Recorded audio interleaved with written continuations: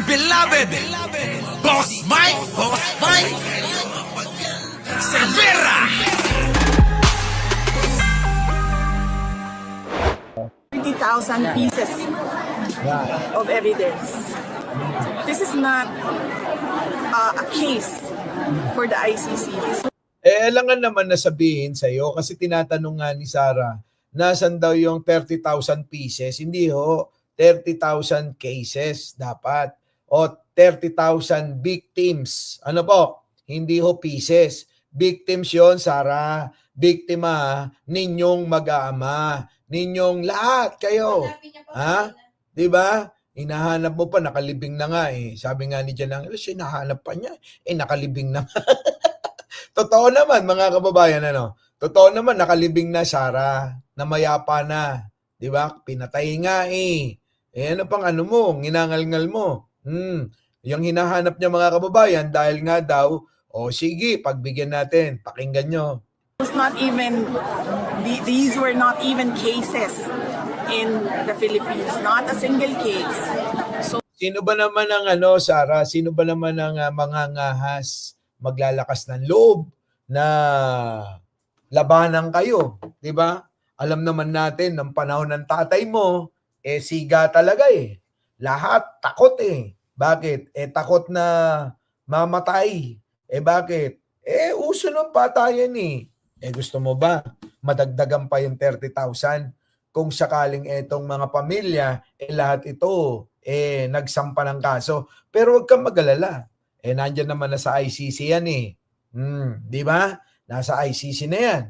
O di, antayin na lang natin. Kaysa naman na kung ano-ano yung kung ano-ano yung mga sinasabi mo pa. Nakasampa naman na yung kaso. O di, antayin na lang natin para magkaalaman kung ano yung totoo dyan, di ba? Hindi ka makapag-antay sa mga mangyayari sa ICC. O di gusto mo, di tanungin mo na sila kung sasagot sila. Sabi nga nila, confidential. Di ba? Hindi confidential fund tulad ng confidential fund mo. Confidential daw yung mga, kung sino mga biktima, kung sino mga witness, testigo, yung ganon, kung sino yung mga hinabla, lahat yun confidential. Ikaw lang ang nabanggit, tsaka si Bato.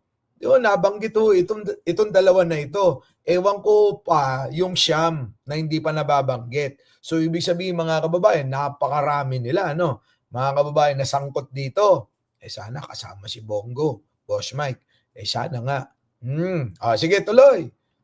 parang ang pakiramdam ko, naging kaso siya dahil sa portrayal ng media. Ako, kisinisi mo pa media. Akala mo lang yan, pakiramdam mo lang yan. Sa pakiramdam mo lang yan, Sarah. Pero, unawain mong maigi. Alam na alam nyo kung ano totoo dyan. Di ba merong ang data? May data yan eh. Sa Maynila lang sa isang araw mga kababayan, 50 patay Sa isang araw 50. Sa iba't ibang lugar, ilan? Sarah, mula nang nilunsad yung war on drugs ng tatay mo, yung tukhang-tukhang na yan. Sa isang araw, umaabot ng kulang-kulang sa buong Pilipinas. Umaabot ng kulang-kulang 1,000. Kita mo, Sarah? Kulang-kulang 1,000 yung namamatay na tao. Sa Bulacan lang biruin mo, isang pulis pumatay ng 30 mahigit sa isang araw. Sarah? Hindi mo ba nabalitaan yan? Di ba? Meron pa nga napagkamalang buntis napagkamalan na buntis mga kababayan. Tapos ginahasa daw ng mga pulis sa may Bulacan. Dahil siyempre, siga-sigaan yung mga pulis noon dahil sinasabi ng tatay mo baker Di ba? Siya bahala. Kita mo, nagmalabis sige tuloy, Sarah. Huwag mo sisihin media. Nagbabalita lang sila kung ano yung lumalabas ng mga balita din. Siyempre, may mga source yan. Hindi naman nila babalita yan kung hindi totoo. kung wala silang source. Di ba? O ngayon, kung may problema ka, o di idemanda mo yung GMA7 at saka yung TV5, tsaka yung ABS-CBN, TV5, Channel 7, yan. Yung mga yan. Sama mo na rin PTV4. O, at kung ano pang mga channel ang gusto mo, demanda mo. War on Drugs. And that was just the title noong trabaho ng gobyerno na bugsain ang illegal na droga sa loob ng kanyang bayan. Kita mo, pinipilit niya naman puksain yung droga. Kayo nga yung nasasangkot Tatay mo mismo nasasangkot dyan, mga kaibigan ninyo. Sila Michael Yang, pati kapatid mo nasangkot dyan sa droga. Pati asawa mo, itinuturo ng witness na sangkot. Saan? Sa droga, sa pagbebenta ng droga. Ay, kita mo, Sarah. Anong title yan sinasabi mo? At ano yung sinasabi mo na dahil gusto nyo lang sugpoy ng droga? Tanong ko, nasugpo nyo ba? Siguro maniniwala tayo mga kababayan kung nung panahon ni Digong mga kababayan talagang nawala yung droga. Hindi naman noon nawala Pag alis ni Digong may droga pa rin Di ba? Yun yung mga sinasabi nila na ang mga niligpit nyo lang at inyong nilabanan yung mga kaaway nyo lang sa negosyo, sa droga.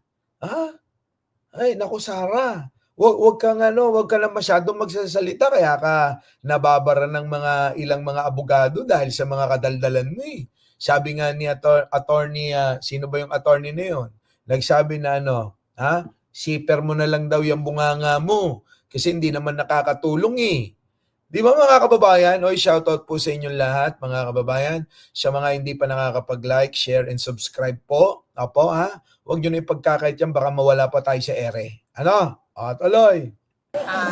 Parang hindi siya makatarungan. Kita mo, makatarungan sa'yo? Mga kababayan, pagdating sa kanila, gusto nila sila lang yung may katarungan. Paano naman yung mga pinatay? Paano naman yung mga namatay? Sige nga. Yung sumisigaw din ng katarungan yun. So kayo, dahil nakulong yung tatay mo, hindi pa naman patay, gusto nyo katarungan ngayon. Katarungan para kay Duterte. Ganun ba yun, Sarah? Paano naman yung mga namatay?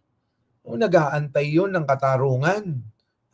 Na malapit na nilang malapit na nilang makamit sapagkat etong ICC, nandyan na nga yung tatay mo, Nandyan na, nakakulong na nga Di po ba mga kababayan? Magli5,000 na tayo mga kababayan. Baka naman, isang like lang dyan, masaya na po ako. Kita nyo, tagal kong hindi nakapag-live, kanina lang ulit. Kasi pinahinga ko yung boses ko. Sabi ni Jan Angeles, magbakasyon ka muna, yung boses mo kakaiba na.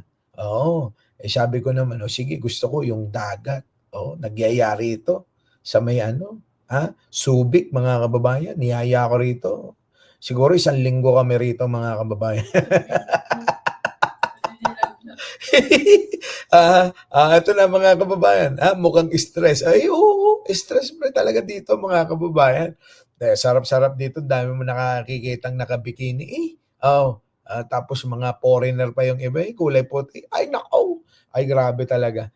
Pero yung mata ko, dalawa Para na yung mata ko, parang mata na ni Kitty, mga kababayan. Yung isa kailangan nakatingin kay Jen. Yung isa kailangan syempre, samantalay mo pagkakataon, nakatingin doon. Kita nyo yung mata ko, parang mata na ni Kitty. Eto na, tuloy, Sarah. 80 years old na tao. Kita nyo mga kababayan. So, yan yung kanyang pahayag. Ngayon, mga kababayan, binarahuyan.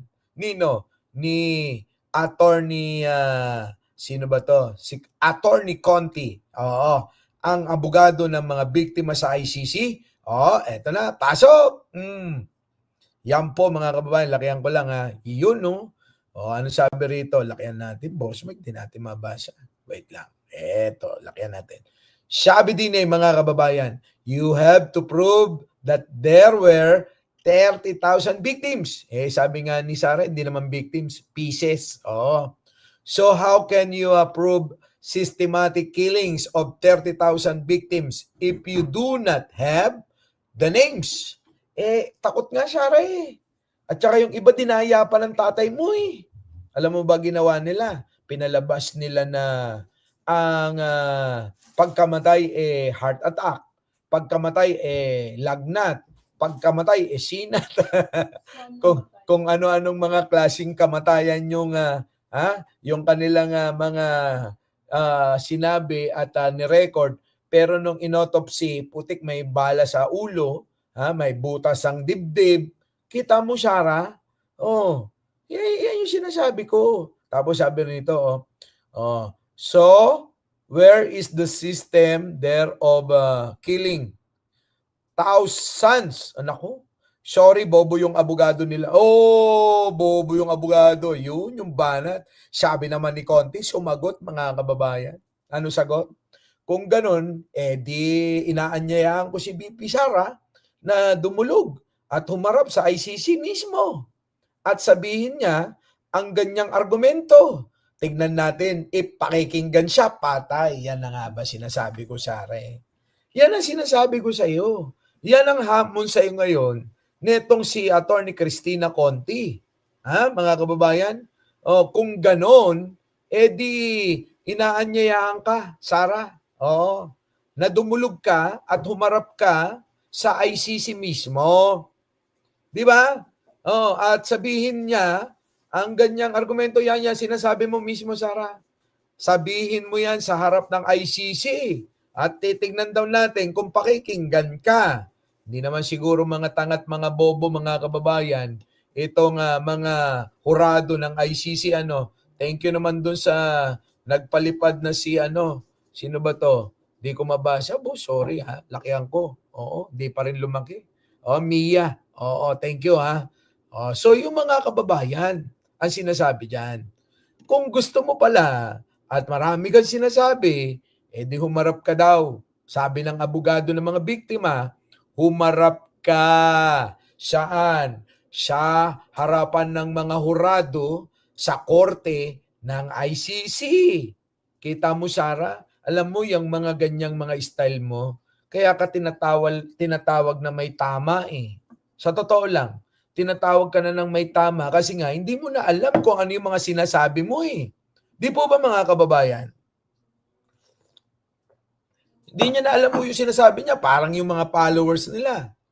Nandyan na kung ano-ano na sinasabi. Pati yung bang mga kalaswaan, mga kababayan, di ba? Binabanggit na nila. Kita mo yung mga rallyista na nagpaalam at kumuha ng permit para mag-picnic daw, ay kita mo mga nakakulong lahat. Yung ba mga matutulungan ninyo? Tulungan ninyo ba? Kawawa naman si Arnel Ignacio. Siya na naman ang siya na naman ang mahihirapan. Nagre-reklamo na nga nung nakaraan yan. Dahil nga sa pasaway ng mga mga hindi ko nila lahat mga kababayan dahil marami ho kayong matitinong OFW. May mangilan-ngilan na mga taga-suporta ni Duterte, yung mga DDS na OFW, mga pasaway. Kamakailan mga kababayan, meron pang nag-shoplift sa may Singapore Ay kita nyo, mga kababayan? Yung iba namang mga OFW, abay kung ano-anong kalaswaan na sinasabi sa social media. Nandyan na, nagre-reklamo na sila. Wala na daw silang yut-yut mga kababayan. Our beloved Boss Mike,